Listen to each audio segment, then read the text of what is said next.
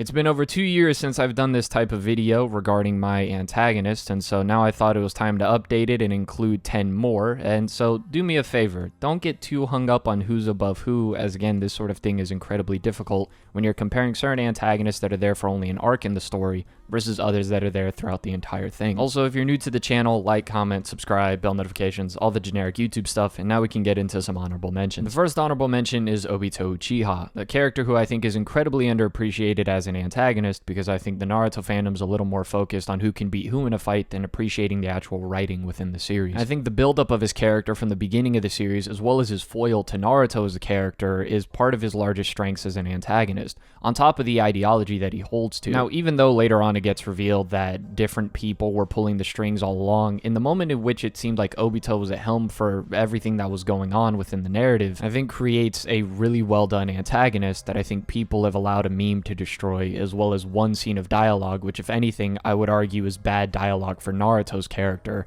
and not what it actually means thematically for Obito. The next honorable mention is Inishi from Rurouni Kenshin. It's a real shame that the author is the way that he is, but in terms of the story itself in Rurouni Kenshin, I think Inishi was a really solid antagonist that pushed Kenshin to his breaking point. At first, I wasn't really fond of his character and I found him to be incredibly annoying, but then seeing his persistence and how he continued to push Kenshin further and further and further, therefore adding the conflict that had to make his character grow, was easily one of my favorite moments in Rurouni Kenshin and led to a very strong ending. And despite how strong the character is, it was the strategy that he was able to employ that really did impress me. And the fact that his motivation also came from a misunderstanding added a bit of tragedy to his character, which I really enjoyed. Now, just in case anyone asks, Morgana's not going to be in this list whatsoever from House and Fata Morgana, and you might be thinking to yourself, well, you included House and Fata Morgana in your top 100 manga. I said strictly in that video that that was for promotional purposes, just in case the actual Fata Morgana video didn't do well, but that video did really well, so yeah, I'm not going to be including her on this list, but great character, go check out that series. But now we can move on to the actual top 20. At number 20, I have L from Death Note. Now, L, I think, is the premier example of an antagonist who isn't morally reprehensible or morally in the wrong. And I think from the jump of the series, his entire dynamic with Light is what creates the tension in Death Note. A character who contrasts Light beautifully, as well as pushes him with his own intellect. And I think all of the individual weird quirks that are added to his character only makes him all the more memorable. It's this beautiful game of cat and mouse that's being played throughout the story until Light finally triumphs over L, and then the narrative continues onwards. But if there was ever an example of a character who can contrast your protagonist and push them, L is one of the best ones. And number 19, Sato from Ajin. Now, as I said with L being a character who is a great example of an antagonist not being morally reprehensible, Sato is on the complete opposite spectrum of that. He's what I would classify as an antagonist who feels like this unstoppable force that absolutely strikes fear into the reader whenever he's present. And it's made ever the more eerie because he isn't a character who constantly comes off as angry or as fierce when you look at his face. In fact, his expression would scream kind old man, until he whips out a gun and absolutely goes ham. His ability to manipulate characters throughout the story and then truly cause damage is what makes him an incredibly memorable aspect of Ajin. And number 18, Rosarita Cisneros or Roberta from Black Lagoon.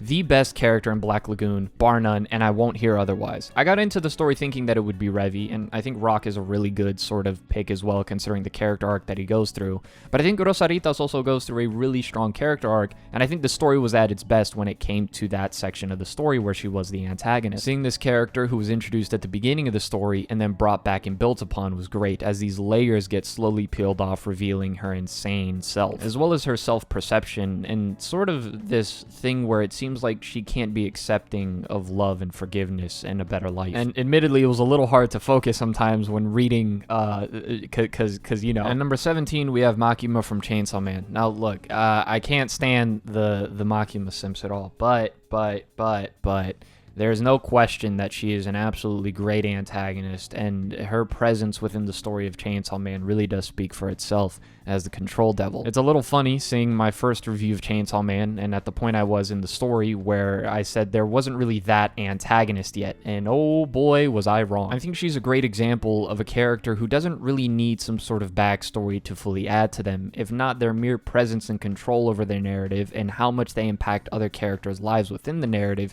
is more than enough enough to speak for itself, as well as the current motivation that is presented to us. I think the way that she was introduced to the story, and then later how more and more of her gets revealed as the story continues on, especially during the final stretch, is a great way to build an antagonist throughout an entire story arc. And number 16, I have Shishio Makoto. I think even though you could argue Inichi as a character pushed Kenshin further, I think everything about Shishio, from the way that he was built up and the absolute force of nature he was within the story, was crazy. He's this merciless embodiment of just evil throughout the story, and his ideology is one that really does have to push Kenshin to his limit in a very different sense than what Inishi does later on in the story. And even though I think Inishi and Kenshin's conflict is much more personal, I think the battle of pure ideologies between Shishio Makoto and Kenshin is great as well, being that Shishio truly does believe that the weak only exist for the strong. And it's very interesting when you get an antagonist like this who clearly has an ideology that many of us could condemn as evil, but yet in reality it's hard to prove wrong from their perspective, on top of the context in which they live in and the success they've had with the mentality that's pretty much kept them pushing and alive. And unlike the author, Shishio doesn't own a computer. At number 15, I have Hiro from Inuyashiki. Inuyashiki is personally one of my favorite manga ever, and even though I think Gantz has a stronger protagonist, I think without a doubt Inuyashiki is great because of its antagonist. Now don't get me wrong, the protagonist of Inuyashiki is great as well,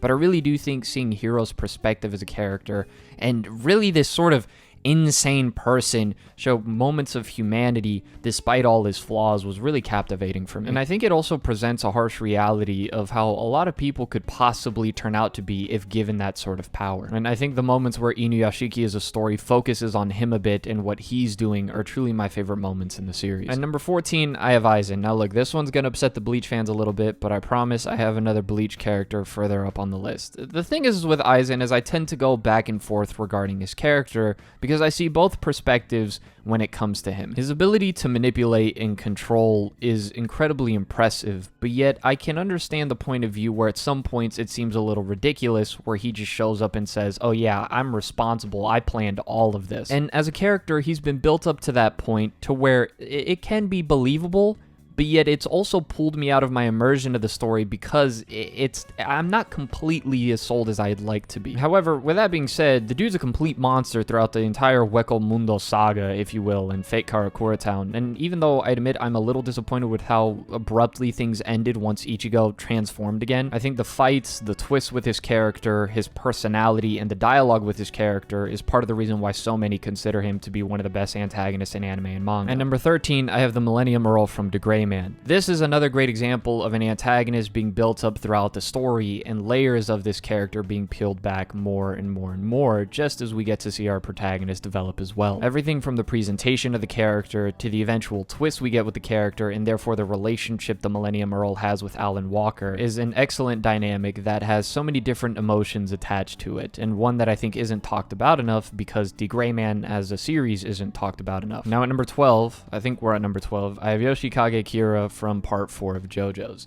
This is my second favorite antagonist in all of JoJo's, and it's partially for the same reason as I said for a lot of these other antagonists. This is a character who absolutely stole the show. From his introduction to the very end, as the series continues to amp up and amp up more to the climax, he's just great in every single scene. With the fights, with the dialogue, and all of the weird individual quirks that sort of really make him stand out. And that says a lot considering that it's a series like JoJo's. And one of the main things of an antagonist is really being able to push the narrative through conflict, therefore pushing the protagonist, and Kira is a great example of doing so. And I think his conclusion as a character is also one of the most satisfying for an antagonist. At number 11, I have Friend from 20th Century Boys. Friend is one of two of Urasawa's greatest antagonists, and I think Friend throughout the entire story is built up and presented as a character who is this cult mastermind who ends up becoming the world president. Now, I'd highly recommend reading 21st Century Boys, as that can help smoothen out the ending regarding 20th Century Boys, but as for Friend, I think the way that we end up seeing who he originally was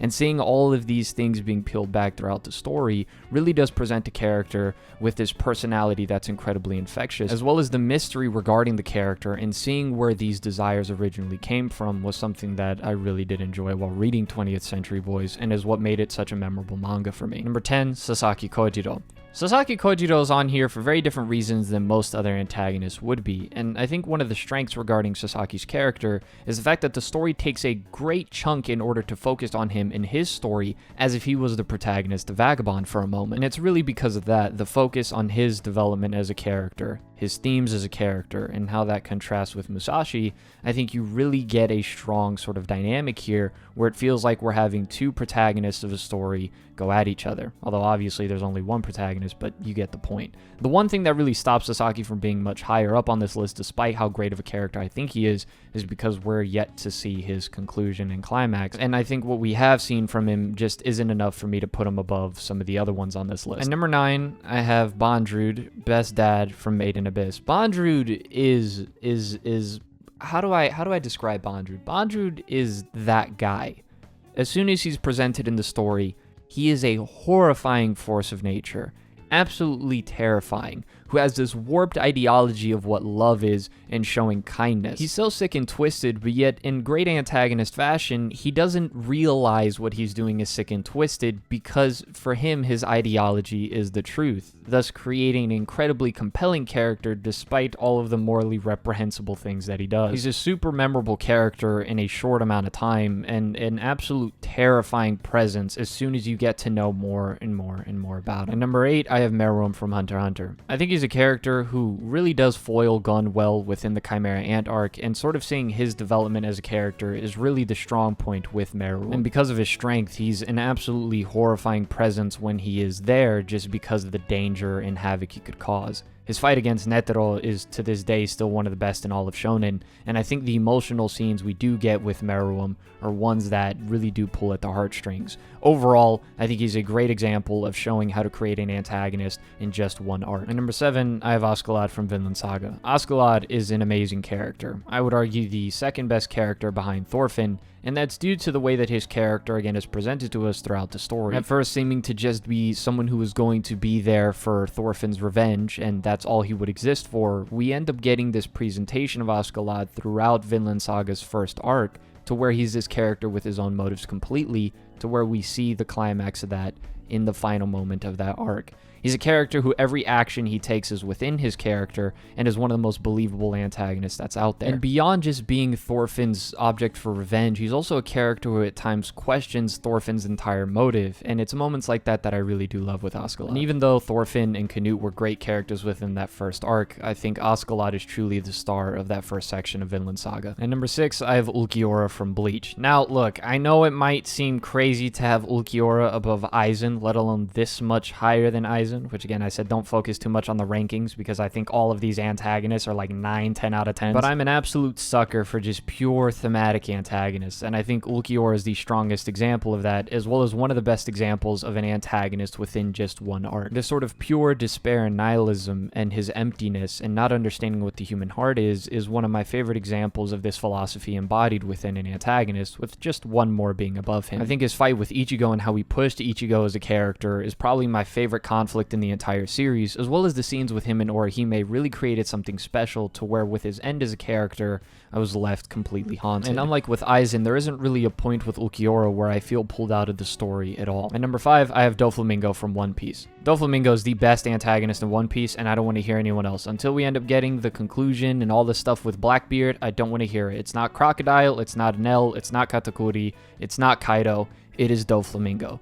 Doflamingo is pretty much what I've said about a lot of other antagonists on this list. He's a character who's extremely well built up to, as that's one of Oda's greatest strengths, as well as his implementation of strategy and intelligence, as well as his personality being shown as just pure evil from the jump is great. This is a character who is so evil and so good at just manipulating that he tricked the audience into feeling sad for him during his origin story, despite the fact that he shot his own dad in the back of the head. And because of his position within the world of One Piece, he's sort of this untouchable force that you see his full terror once we enter Dressrosa. And just like how I feel with Kira regarding Part 4, that's how I feel about Doflamingo with Dressrosa, although I do think a character like Law is great in that arc as well. Ulquiorra is my favorite character in all of Bleach, and Doflamingo is by far my favorite character in One Piece. At number 4, I have Pain from Naruto to complete the big 3 trio. In my opinion, when it comes to creating an antagonist who pushes the plot, pushes the main character to their limit, has a conflicting ideology that makes the audience question whether or not the protagonist is even in the right,